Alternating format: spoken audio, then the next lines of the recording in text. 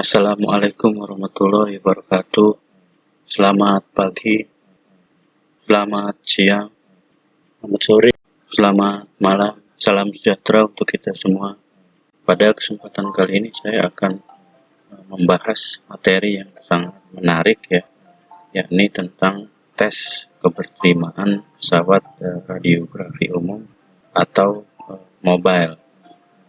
Nah, kenapa ini sangat menarik? Karena materi ini adalah materi dasar ya, yang nantinya apabila bisa dipahami, tentu pesawat-pesawat yang lain seperti CT scan akan lebih mudah gitu ke sananya. Kalau bisa RO atau mobile ini bisa juga nanti memahami pesawat yang lain.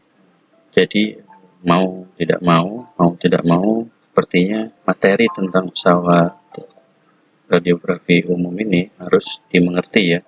Nah, ada kabar baiknya, yaitu kabar baiknya adalah materi ini tidak terlalu sulit ya. Jadi nanti bisa lah untuk memahami materi tentang radiografi umum atau mobile ini. Oke, materinya saya mulai dengan mengambil sebuah quote dari World Medical Association yang berbunyi, "My patient is my first consideration." Nah, quote ini sebenarnya general ya, terkait dengan etika profesi, karena general berarti termasuk fisika medis juga di dalamnya. Nah, yang jadi fokuskan considerationnya ini ya di fisika medis tentu saja ada dua. Yang pertama, pasien harus mendapatkan minimal dose dan atau dengan acceptable image gitu. Tidak perlu yang excellent, tapi yang acceptable saja cukup. Ini dua hal ini, yang minimal dose dan acceptable ini harus selalu diperhatikan ya dalam fisika medis, karena memang sangat-sangat penting. Oke, next, ini tes keberterimaan. Jadi saya ambil dari referensi APM. Di situ disebutkan ada 4 ya tes keberterimaan dari suatu pesawat radiologi diagnostik. Yang pertama ada inventory, terus installation, fungsi atau performa, dan clinical use gitu ya. Nah, untuk dua yang pertama ini, yang inventory dan installation, ini akan sangat berkaitan dengan dokumen ya, atau lebih banyak berkaitan dengan berita acara begitu kan. Nah, untuk yang inventory ini kan istilahnya kita apa aja yang kita dapat sudah sesuai belum dengan yang kita pesan, istilahnya haknya kita dapat hak kita atau enggak untuk dalam membeli pesawat radiografi umum ini misalkan gitu ya. Untuk yang kedua, yang diinstalasi ini, kalau pertama kali beli berarti biasanya kan ada set plan ya, side plan gitu. Nah, misalkan nih di set plan pertama, misalkan disebutkan itu generator sinar X-nya itu ditaruh di luar gitu, misalkan di sebelah ruang CR atau ruang kamar gelap gitu kan. Nah, ternyata setelah selesai instalasi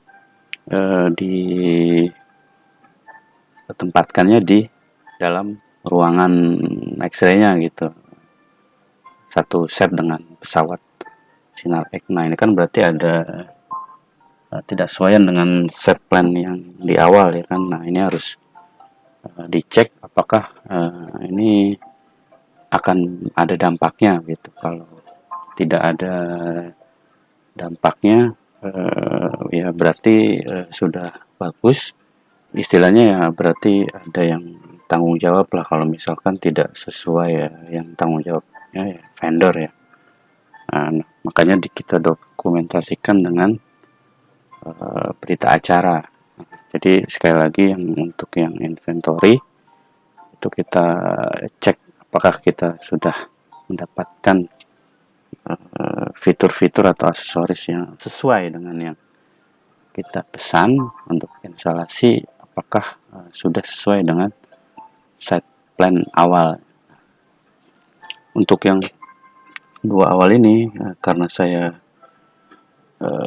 bukan orang rumah sakit ya, tidak bekerja di rumah sakit begitu, saya kurang begitu mendalami, mungkin nanti akan lebih banyak dibahas oleh pengajar yang lain begitu. Jadi saya fokus akan kedua yang selanjutnya, yaitu fungsi dan performa ya. Kalau fungsi berarti ya apakah fungsinya sudah oke, ya, atau performanya sudah oke. Nah, untuk yang clinical use, apakah citra yang dihasilkan itu sudah acceptable atau readable gitu ya. Nah, keempat ini kan sebenarnya kalau kita simpulkan itu merupakan bagian dari jaminan mutu ya, atau bahasa Inggrisnya ini quality assurance gitu ya. Jaminan mutu untuk apa sih? Nah, untuk mewujudkan peralatan sumber radiasi pengion dalam hal ini pesawat radiografi umum, udah bahasan yang kali ini, yang aman bagi pasien, pekerja, dan masyarakat gitu. Ini saya ambil dari peraturan Bapeten langsung gitu ya. Nah, sebenarnya untuk memastikan jaminan mutunya baik tadi sudah ada regulasinya ya, lewat skema perizinan banyak sekali yang harus dipenuhi.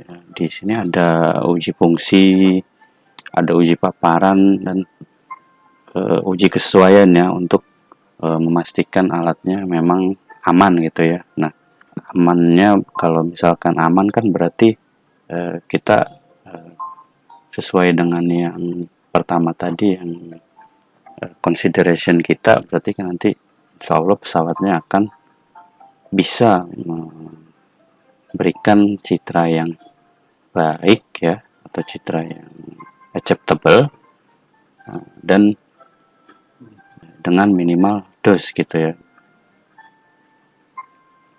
Nah, kesemuanya ini tentu saja berfungsi supaya pesawat-pesawat yang ada di Indonesia atau pesawat yang beredar di Indonesia itu memiliki performa yang baik ya. Nah, selanjutnya ini ada contoh uji fungsi dari pesawat yang dimiliki oleh laboratorium fisika medis. Langsung kebetulan ini ada salah satu contoh berita acara uji fungsinya.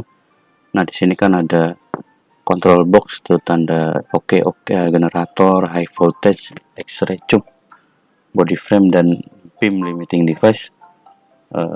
Semuanya oke gitu ya, berarti ini si vendornya atau distributornya berarti sudah mengecek ya, berarti kan ada yang bertanggung jawab gitu ya terhadap fungsi dari pesawat Sinar X-nya itu. Nah, kalau memang ya, ingin lebih kritis lagi ya, berarti nanti kita harus tanya, memang kalau tidak oke, bagaimana gitu, apakah nanti kan dari situ kita punya acuan gitu ya, oh ini oke karena begini begini begini. Kalau yang tidak oke, kita minta penjelasan dari vendornya. Nah, kalau tidak oke tuh begini begini begini. Nah, berarti kalau sudah begini kan oke ini, nah berarti ya sudah oke gitu ya. Oke, selanjutnya di peraturan uji kesesuaian ya, di sini untuk yang radiografi umum itu atau mobile itu ada beberapa parameter ya, yang ada dua parameter wajib dan parameter tidak wajib lah dibilangnya. Nah, kalau parameter wajib ini itu dia harus lolos uji. Kalau tidak lolos uji nanti pesawatnya tidak dapat izin, atau kita bilang pesawatnya tidak memiliki performa yang baik gitu ya. Jadi tidak dapat izin dari Bapeten. Nah, parameter wajib untuk radiografi umum ini ada 5. Yang pertama iluminasi, kemudian selisih lapangan berkas kolimasi atau lebih sering disebut kolimasi ya. Terus ketegak lurusan berkas, reproduksibilitas dan kualitas berkas atau HVL. Nah, nanti kita akan bahas di slide selanjutnya. Kenapa sih 5 parameter ini menjadi parameter wajib lolos? Nah, sebelumnya tadi di awal ya saya sudah sebutkan ini kan ada kata-kata materi yang menarik ya kan. Kenapa menarik? Karena tadi kan kalau dengan belajar radiografi umum ini nantinya kalian akan bisa juga untuk mempelajari pesawat yang atau pesawat seperti CT scan, fluoroskopi dan mamografi. Kenapa begitu? Karena kalau kita lihat dari kelompok parameter ujinya, nah ini sebenarnya mirip ya kan, mirip-mirip aja. Misalkan kalau di RU ini ada kolimasi, generator tabung dan lain-lain. Nah, di fluoroskopi juga ada kolimasi, generator tabung. Di mamo juga ada. Di CT scan memang tidak ada, tapi ada generator ya. Nah, jadi kalau bisa pelajaran RU ini nanti insya Allah bisa juga untuk ya peralatan yang lain ya, peralatan lainnya gitu ya. Misalkan aja pada uji KIVI aja gitu ya. Nah, itu kan pasti detektornya kita taruh di berkas utama gitu kan. Sama ya untuk di RU, di fluoroskopi, di dental atau di mamo ya sama-sama aja, pasti naruhnya di berkas utama, nggak mungkin di luar kan gitu. Nah, cuma memang nanti ya berkas utamanya kan beda-beda ya. Misalkan kalau di dental, kalau kita sebagai pengamat ya berarti kira-kira posisinya berarti terlihat atau lateral ya, terlihat lateral kalau kita sebagai pengamat gitu. Kalau fluoroskopi ya mirip. Kalau CT scan ya memang nanti agak lumayan ribet sedikit ya, karena memang CT scan itu bukaannya yang enggak selebar RU gitu. Pokoknya intinya kalau bisa RU nanti bisa juga pesawat yang lain CT scan, mamo dan fluoroskopi. Nah, selanjutnya yang tadi saya sebutkan parameter wajib kan merupakan faktor penentu keandalan pesawat ya. Saya highlight kembali ada 5. Yang pertama iluminasi, selisih lapangan kolimasi atau kolimasi aja bisa disebut, ketegak lurusan, repro dan HVL. Nanti kita bahas satu-satu ini. Oke, selanjutnya nah ini kalau misalkan kita awal-awal ikut dalam tender gitu ya, dilibatkan misalkan fisikal medis ya, nah dalam kan kita udah tahu tadi parameter apa yang